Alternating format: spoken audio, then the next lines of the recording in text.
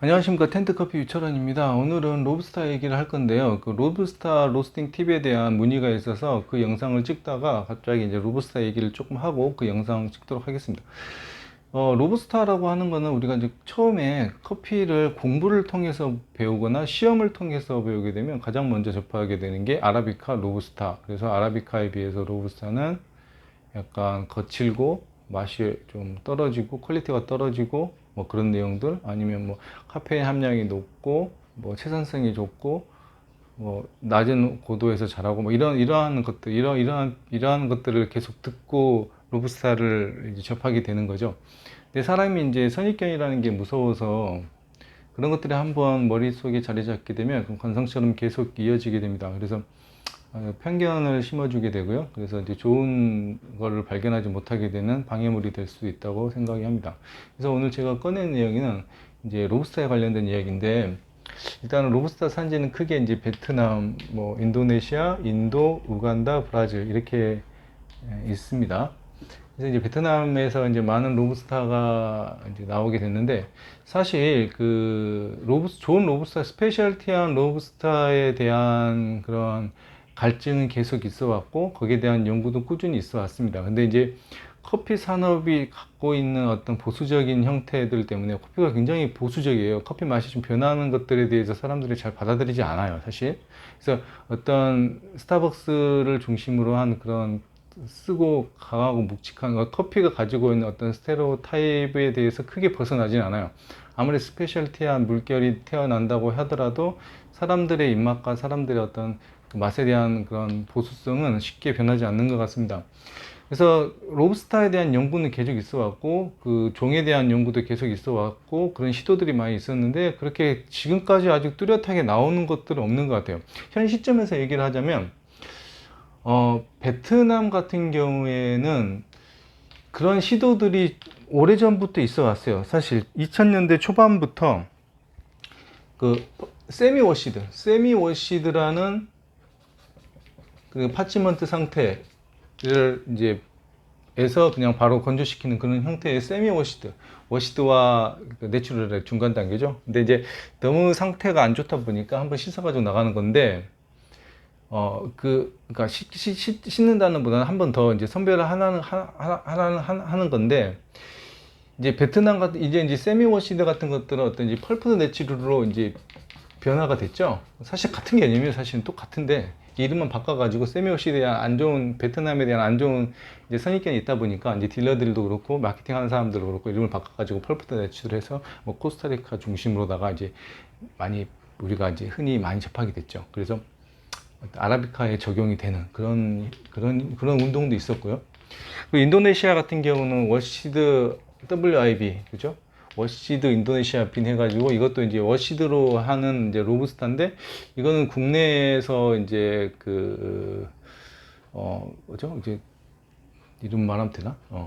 벤티 같은 데서 요거를 사용을 해서 이제 섞어가지고 이제 좀 묵직하고 강한 커피를 내기 위해서 저가 커피 프랜차이즈 회사들도 이제 인도네시아 로브스타를 이제 찾아서 넣는 그런 트렌드가 있고, 인도 같은 경우에는 독보적인 아주 훌륭한 로브스타 산지죠. 그래서 뭐 다 아시겠지만 그 라바짜 같은 경우에도 인도콩이 들어가요. 근데 이게 좀 맛 때문에 쓰는 거죠. 사실 베트남을 쓰는 이유는 가격 때문에 쓰는 거고요. 이게 진짜로 인스턴트에서 쓰는 거고, 이거를 대체하기 위해서 요즘에는 우간다로 이제 바뀌는 형태고, 이게 가격적인 거를 따지다 보면 이런 형태로 들어가는 거고요.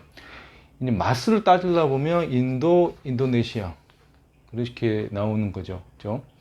인도네시아 같은 거는 우리가 흔히 알고 있는 카피로얄 같은 거, 이것도 이제 이름을 만들었겠죠. 예, 카피로얄이라는 이름으로 만들어가지고 지금 현재 많이 유통이 되고 있지만, 요즘에 가격이 폭등이 돼가지고 인도 카피로얄 가격이랑 브라질 가격이랑 더 어떻게 보면 더 싸게 사면 브라질이 더 비싸더라고요, 인도보다. 베트남에서 연장선상에서 우간다가 있는 거고요. 그리고 이제 브라질 같은 경우에도 스페셜티한 로부스타를 2000년대 후반, 2010년대부터 이제 스페셜티한 로부스타 품종에 대한 연구가 시작을 해가지고 지금 계속 생산량이 올라가다가 지금 코니론인가? 코니론. 이런 품종으로다가 그러니까 강냉이 맛나는 느낌의 이런 콩들이 지금 나와 있는 형편입니다. 그래서 제3의 물결, 새로운 물결 이런 얘기를 할 때마다 로부스타의 재발견, 재탄생, 뭐 이렇게 활용 이런 것들에 대한 연구는 많이 있어 왔어요. 그래서 조슈마라는 회사도 특화된 로부스타를 하기 위해서 열심히 노력을 하는데도 불구하고 사실은 그 결과치는 조금 미진합니다. 그래서 이제 우리가 흔히 접할 수 있는 로부스타는 여전히 이제 베트남과 가격 때문에 이게 가격이 5,000원대 언더였다가 지금 5,000원 정도 하나요? 그 정도 하고 있고, 카피로얄도 지금 6,000원대 중후반을 가고 있고요.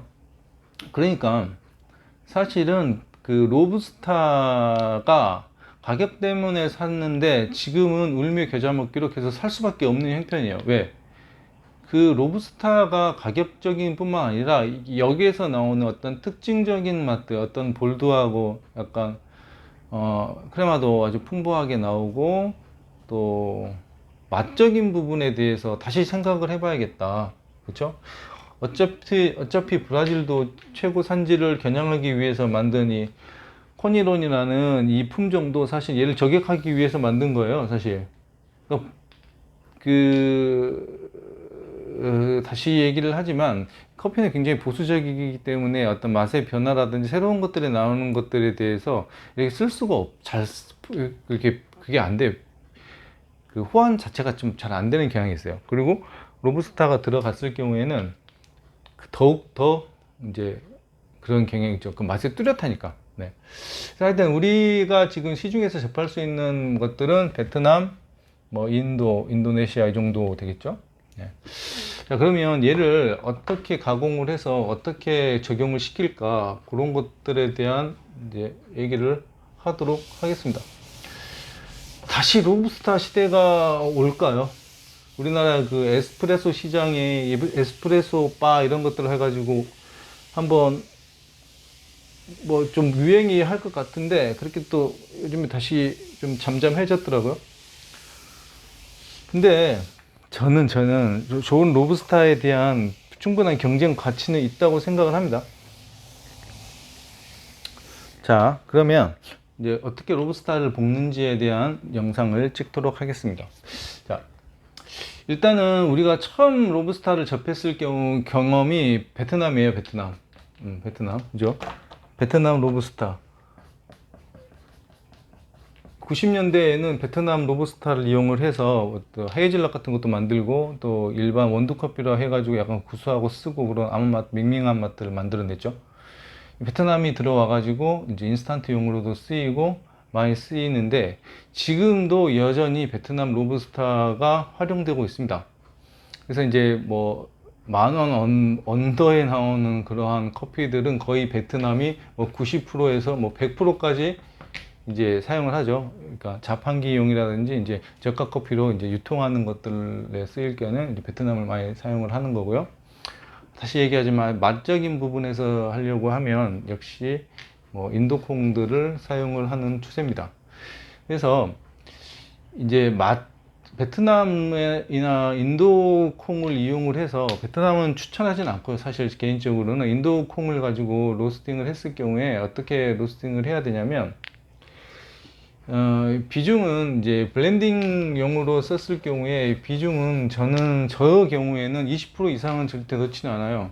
20% 이상 넣었을 경우에는 사실은 좀 로부스타 특유의 그러한 맛들이 표현될 수 있으니까. 그런데 그건 왜 기존의 거래처에 해당되는 것이지만 편견 없이 베트남 로부스타 100%와 아라비카 100%, 뭐 브라질이나 뭐 콜롬비아, 브라질을 빼놓고 그럼 콜롬비아를 할게요. 콜롬비아를 선호도를 갖다 단종으로 볶아가지고 손님들한테 내봤을 때 블라인딩 테스트 했을 때 일반적으로 커피를 먹는 사람들이 봤을 때는 의외로 베트남에 손을 들어줄 경우도 있어요. 실제로. 예.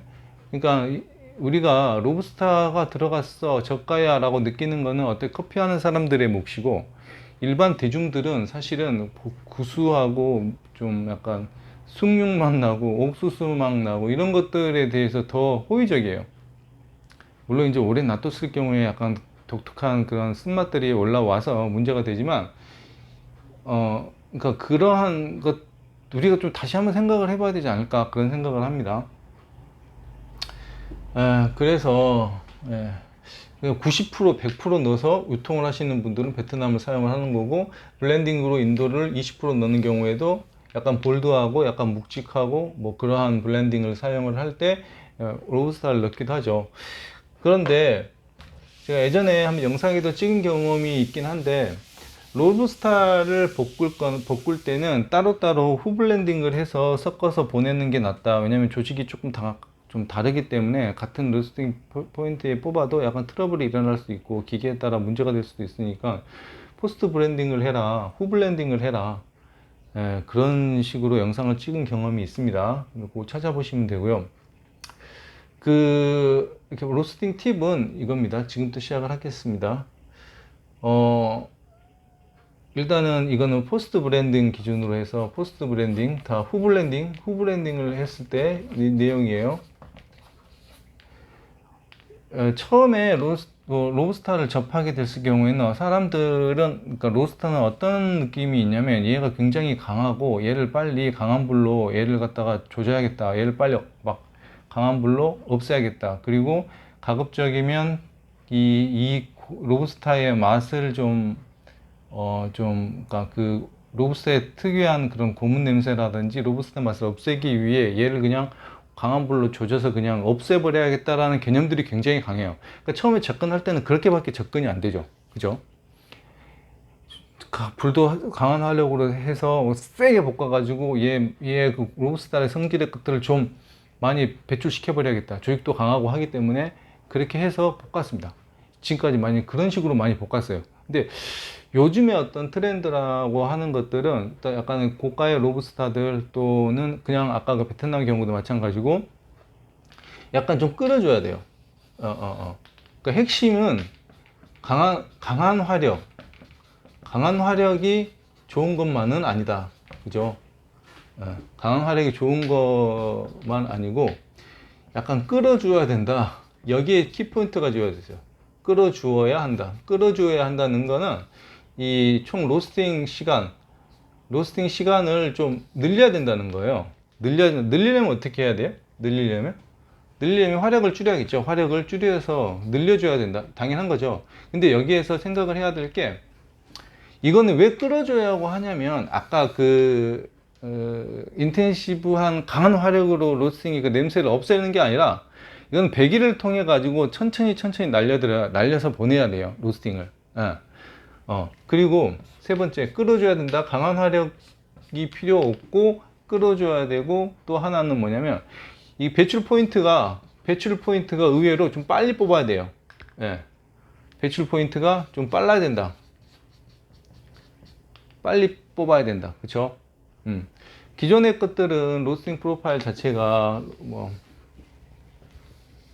그냥 여기가 2차까지 그냥 올라가 가지고 그냥 강한 화력으로 그냥 계속 화력을 주면서 콩의 조직을 막 없애고 막 강한 화력으로 얘를 뽑아내 가지고 그냥 세게 볶아 버리는 거죠. 아예 그냥 센 맛만 나게. 왜냐면 얘한테 기대할 만한 것들은 사실 강한 맛밖에 없기 때문에 다채로운 맛들이 나오진 않잖아요. 로부스타가 가지고 있지 않잖아요. 그러니까 일단은 좀 세고 묵직하고 그냥 그런 맛만 끌어내기 위해서 강한 화력만 썼단 말이에요. 강한 화력을 써가지고 그냥 2차 보내고 난 다음에 막 새까맣게 태우거나 막 강한 화력을 썼는데, 그러면 안 되고, 베트남이 됐든 인도가 됐든 약간 더 마일드한 화력으로, 강한 화력이 아니라 좀 마일드한 화력으로 오랫동안 지속시켜서, 투입 온도야 뭐 상관없는데, 투입 온도야 좀 강하게 해도 상관없는데 그냥 센 불로 하더라도 중간에 불 조절을 해서 좀 늘어뜨린 다음에 여기가 2차면 2차 크랙이면 2차 크랙 전에 들어가기 전에 그냥 베이크드 되는 느낌으로다가 그냥 쭉 끓여주세요. 끓여주다 보면 어떤 효과가 나오냐면 어떤 화학 반응에 대한 어떤 수분에 의해서 뭐 어떤 반응들이 일어나거나 또 수분에 의해서 뭐가 보호되거나 그런 게 아니라 그냥 쭉쭉쭉쭉 그냥 계속 수분을 배출시키고 수분을 배출하는과 동시에 얘는 로브스타의 안 좋은 맛까지 그냥 내보내니까 그냥 밋밋하게 그냥 쭉 끓여주시면 돼요. 그리고 배출 포인트도 2차까지 가지 말고 2차 전에 1차와 2차의 3분의 2 지점 이 정도에서 그냥 뽑으면 됩니다. 굉장히 편해요. 편하게 쉽게 할 수 있는 로스팅이에요. 전혀 뭐 어떤 불 조절에 대한 강박도 없고 그냥 하면 됩니다. 굉장히 편해요.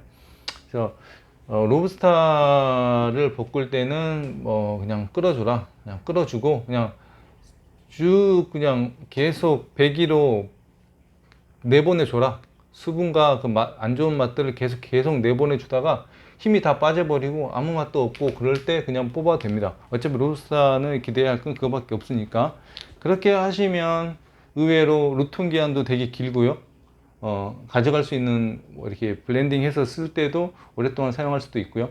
또 맛 자체도 뭐 그냥 맛있습니다. 그냥 먹을만 해요. 맛있게 먹을 수 있는 포인트니까 너무 이렇게 얘를 좀 강하게 볶아야겠다 그런 생각은 좀 접어두시고 그냥 좀 끓여주고 천천히 볶아라. 배출 포인트는 3분의 2 지점 이렇게 하면 될 것 같습니다.